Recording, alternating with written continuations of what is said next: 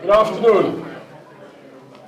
So we're going to go ahead and get started because we only have 1 hour and we want to make very responsible and judicious use of that time. My name is Roger Ward. I see many very familiar faces here from past strategic planning activities, middle states, and here we are at strategic planning again, so it's good to see so many of you who have remained engaged, and I see some new faces as well. Always very, very good to see folks who are, as a member of the university community, committed to becoming engaged in these very, very important exercises. I am co-chairing the steering committee for the 2017-2021 strategic plan, and the other co-chair, which you will hear from shortly, is Dr. Claire Fraser from the School of Medicine, and I'll invite Claire to the podium in a little while. Again, thank you all for coming out, and we promise to get you out of here on time, and we do really appreciate you taking the time to join us. This is the run-of show. Adrian, I stole that from you. So we'll talk a little bit about the strategic planning process, an overview of that process, and as a part of that, we'll just reflect very briefly on where we are with our current strategic plan and how we move forward with adopting the new plan. We'll review with you and share with you some draft themes, and the key word here is draft. You are in fact seeing these themes. You're the only groups that would lay eyes on these themes beyond the steering committee so far. So they're still really very much in draft form. And before I go any further, I should recognize members of the steering committee who are present here. And I see a number of you spread across the room. If I could just ask you to stand pretty quickly so that folks know who our steering committee members are. Thank you very much. Thank you all for being so engaged in this process. And then we go into, this is a working town hall. So the third item here is a group exercise where we will break you out around these draft themes and to get your input on ideas for goals that might inform these themes and advance these themes. And towards the end, we want to make sure we leave enough time to have each group sort of do a very quick report out so that we could pick up on the highlights that came out of these group discussions. Just reflecting back a bit, we are currently still under our current strategic plan. This plan was adopted in 2011. It expires at the end of June this year, so we're in the wind down phase of that plan. You see here what the themes were under that particular strategic plan. We had 8 themes. We are working now in our new plan on developing the themes for our new strategic plan. So again, this is the second time as an institution we have done a comprehensive and inclusive strategic planning process. Out of the last strategic plan, at engagements like this one and meetings like this one, we heard a lot from the community back in 2010 and back in 2011 that even as we aspire to the things you see outlined in these 8 themes, that there were still some basic fundamental things that the university lacked. So that's how, after many conversations and discussions and feedback sessions, we also included in the last strategic plan 4 fundamental elements around these areas that you see highlighted here. We don't get a sense that under the current plan we'll have a need for fundamental elements because we've made a lot of progress over the last 5 years addressing some of these very fundamental elements. So, but we'll see how the plan evolves. So this is where we are currently in terms of winding down the current plan. Last August we allocated resources to fund some priorities in FY16 under our existing plan. We put together report templates to send to various people who were responsible for various components of the plan to put together their final reports. And we have scheduled an EIC, Executive Implementation Committee, which is the committee over the past 5 years that has been responsible for overseeing the implementation of our existing plans, determining what level of resources to put towards which theme and which goal, and so on. And of course, we all at the same time have launched the planning process for our new strategic plan. So, speaking of the new strategic plan, this is what our planning timeline looks like, and it's malleable. It shifts depending on what's going on. So, our key objective is to develop themes and high-level goals based on our mission, our vision, and our core values. There are also other very important activities at the university that also would inform the themes and the goals. That includes certainly our self-study goals, Dr. Perman's goals that he's held accountable for by the Chancellor, the system, the goals under the University System of Maryland strategic plan, the school's strategic plan and their strategic priorities. And as a part of the process, in developing these themes and goals, we are obviously seeking input from our leadership here at the university, the president, the deans, a couple of deans in the room. I see Dean Kirshen back there, Dean Barth here, our vice president. I see Jennifer Lichman here. Hope I'm not missing anyone. And then we have a bunch of associate deans and vice presidents in the room as well. But also, very importantly, we want input from you, which is why we're having this town hall session. And so we're into that April-May timeframe where we want to finalize our themes and draft a set of goals, and then get to the point where we could begin talking about putting the plan together and adopting the plan by the end of June, which is still our ambitious goal, so that we wash seamlessly into one plan, into our old plan, into our new strategic plan. So we've set some milestones for ourselves as a steering committee, and the check marks indicate that we're making progress, and I, for one, like to put this slide up because it tells me, or it feels like we're making progress, and I think we are. So we're at May 18th today, and we're at our town hall session. As you see here, it's only 5 bullets, but there's a lot of work left in those 5 bullets. But again, I think we're making very good progress as a steering committee. And again, I'm very happy to see so many of the steering committee members here because, again, those folks are instrumental in developing themes and goals that hopefully we could all embrace. Talking about the steering committee, we tried to put together a very comprehensive steering committee or representative group steering committee representing all the schools, most of the departments. It includes faculty, it includes staff, it includes students. And the steering committee meets once every 3 weeks or so.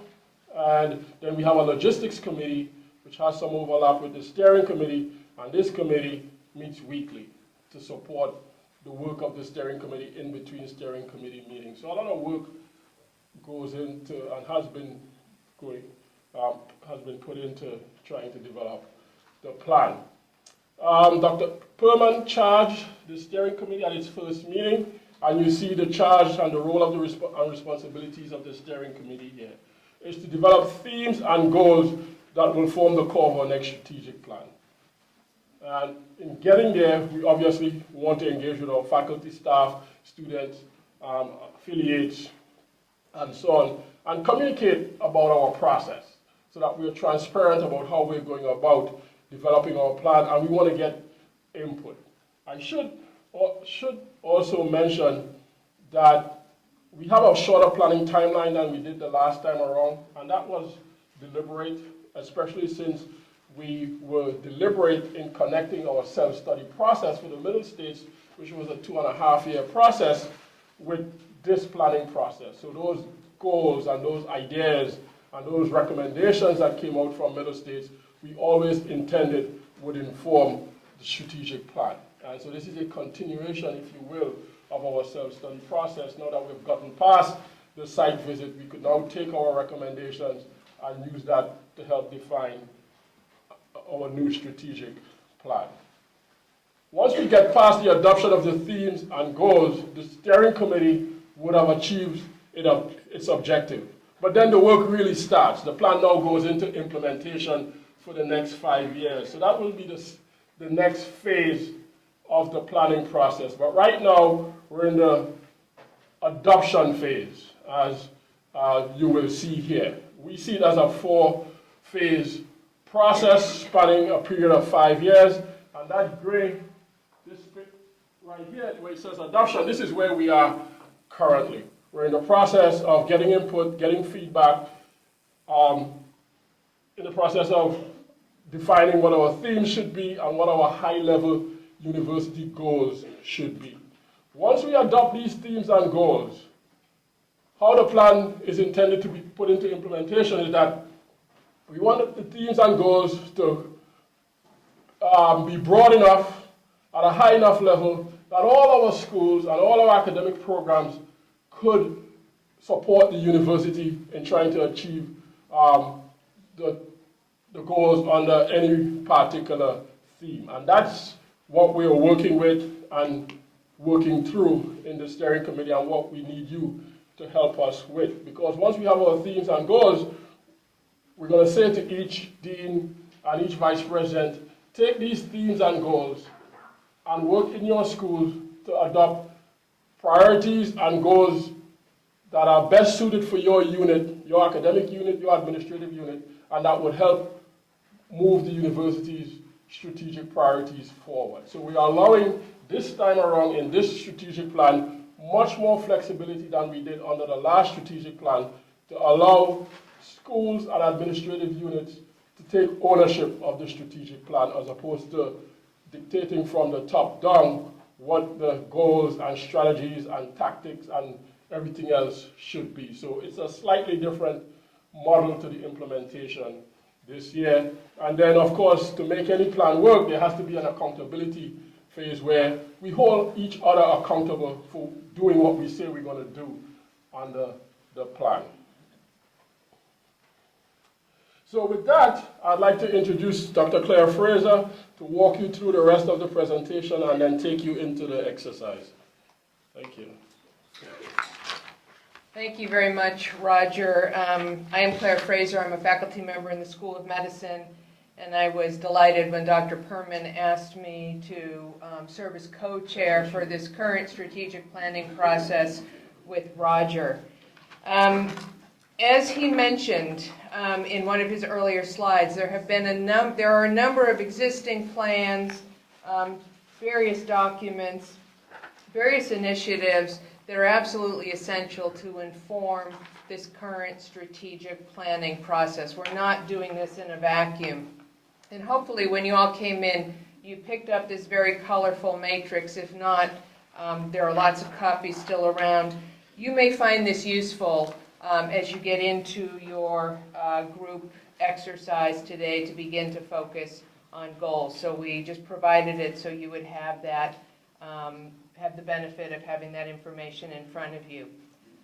Again, we've met as a steering committee a couple of times. We came up with a first set of draft themes. We then had the opportunity to present those to the deans and the vice presidents and got some very valuable feedback, which we took back to the steering committee. And what you're going to be working with today represents a revision in the themes in terms of where we are currently. We hope that these are getting fairly close to being finalized, but there is still the opportunity, and most likely we will continue to tweak these until we feel that we have these right and everyone is comfortable with them.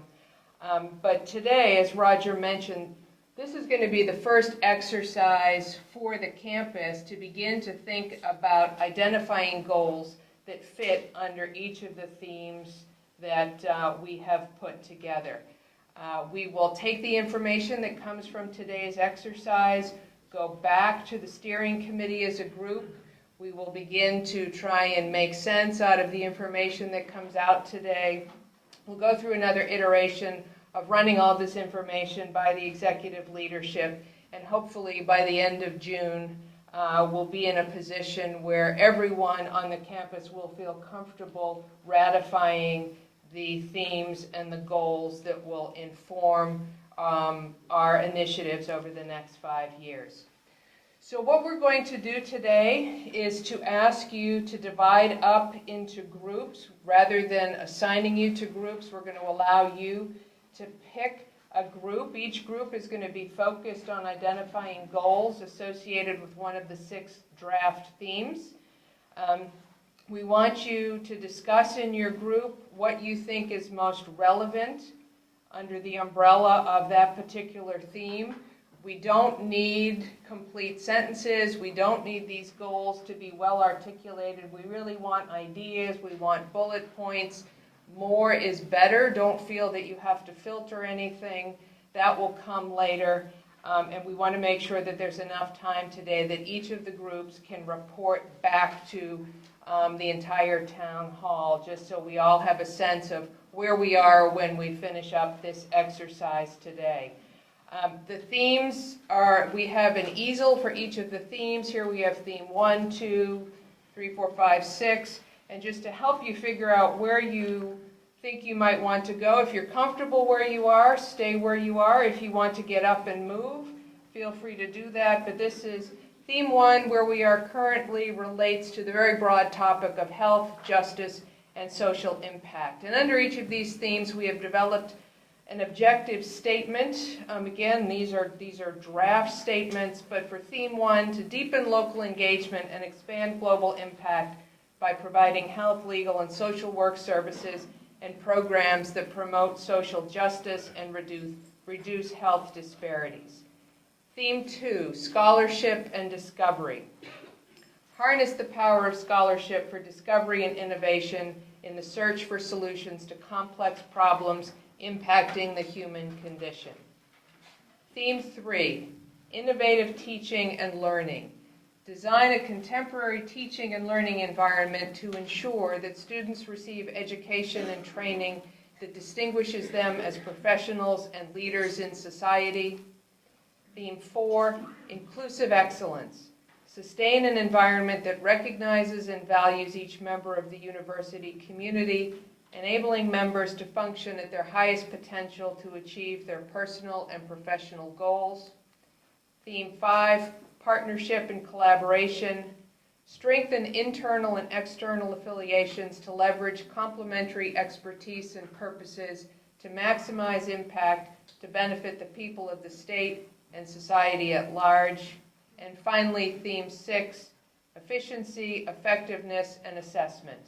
Institutionalize efficiency, effectiveness, and assessment to make more responsible and impactful use of university resources. As you break up into your groups, you will find that at each of the easels there will be a scribe who will be capturing all of the information as it bubbles up from each of you. There should also be members of the steering committee localized in each of these areas. So if questions come up about what was really meant by a particular theme, what went into coming up with this idea, hopefully the steering committee members can also provide you some context. So with that, I think we are ready to get down to the work at hand, and we will give you a heads up when it's time to wrap up your activities, and then we'll all report out. So good luck, and we look forward to seeing your product.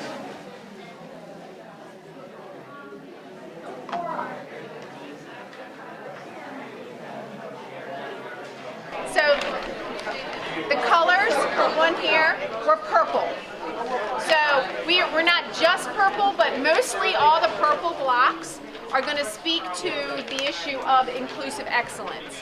What we're really trying to do here is get some higher level ideas about the kinds of places we might want to focus over the next 5 years. Funding for those students and or maybe even faculty members. It's really important to also have representation from the local community, especially people of color and people experiencing poverty. Can someone else stand? Okay, because it's hard to read it when it's waving, right? How's that? Advocate for cultural competence. because of who I am, because of what I do, my thought would be through community engagement and service learning. But it could be any number of ways. Better representation of maybe needs of professional development for contractual or non-exempt staff. I feel like on the student side, they do an excellent job of more of the celebratory nature of inclusiveness, but on the staff side, not so much. So we don't have, funding should be factored into these suggestions. I'm up with one more here. I think knowledge, actionable knowledge, and being able to apply it. Can we define that, or has that already somewhat been defined? My interest is we have 100,000 alumni we have to engage. Sure. So how do we properly engage and use those 100,000 alumni of the school? Well, and just to expand on that, I think one of the things we would want to do as well is coordinate the partnerships and collaboration. And we'd like to ask if you could wrap up what you're doing the next 2 or 3 minutes. That will give us an opportunity for all the groups to report back out. The relationships between global and local for mutual learning. Conduct a community strengths survey, measuring experience of our community members. Targeting and programming resources to benefit people most in need. Yeah. Long-term metrics on initiatives to hire people from local communities, not only to hire them, but also to retain and promote them. Yep. And there was a little, what was that? No, that's, you got that. Integrate, Okay. you got that. Research on best practices and advocate for cultural competence across all of our curriculums. In no particular order, some of the goals would include increasing the opportunity for global travel involving research opportunities, possibly internships for students, identify funding for students and faculty to develop translational discoveries, expand multidisciplinary research initiatives and collaboration that would involve not just those with expertise, but also mentees and junior faculty. I'm just going to highlight the main things. Identify roadway redundancy across the schools so that we can share resources and attain certain disciplines. Innovation in teaching methods, and emphasizing and keeping our PhDs here at UMB to teach and recruit graduates to UMB, providing teaching opportunities to graduate and doctoral students. A lot of the comments that came out of this were surrounded around diversity, inclusion, and cultural competency. So specifically, we came up with a lot of different goals. Develop career paths that address everyone's special needs, provide diversity training, incentivize participation to be a part of the diversity process, including diversity and inclusion themes in all of the courses. Along those lines, also needs of professional development for non-exempt staff. The discussion began kind of interestingly, where every school would have a person in the school with the specific responsibility of collaboration and partnership. And that would be their main task and their main goal. That we wanted to operationalize partnership and collaboration in all of our processes. And then we really started to say that we had to define lists of what do we mean by our internal and external partners. How can we decide what groups and organizations would be on those lists? Theme 6, obviously we're talking a lot about efficiency, effectiveness, and assessment. And I think we approach this from a way of how can we use assessment to drive efficiency and effectiveness a lot of the times. So we look at a lot of the things that are shared or not shared across schools, and then generally what should or should not be shared across schools based on what would maximize effectiveness. Centralizing some metrics so that everyone across the university that is doing assessment is doing it the same way or using the same criteria so that cross comparisons really can be drawn. And then I think analysis of the effectiveness of our goal hierarchies. Are unit goals contradictory to some of the department goals that might be contradictory to some of the school or university goals, and therefore hindering effectiveness just based on what each unit feels is a high priority? And I think that's it. What are people's thoughts about the theme? Do they think we've captured a lot of what we want to be focused here on at the university, or did we miss something? And is to miss something that we're really interested in particular? Are there any gaps? And that's a question for you to walk out with, because if there are, you could feel free to email us, email myself, Claire, or any member of the steering committee that you may know and work closely with, because we want to get that input and feedback as well. And we'll provide opportunity on our webpage for people to continue to provide input, but we do want you to think about that question. How do these themes resonate with you, and what might be missing from them? We don't want to assume that we have nailed it, because I don't think we have yet, but we're getting there. Again, thank you all very, very much, and please continue to remain engaged.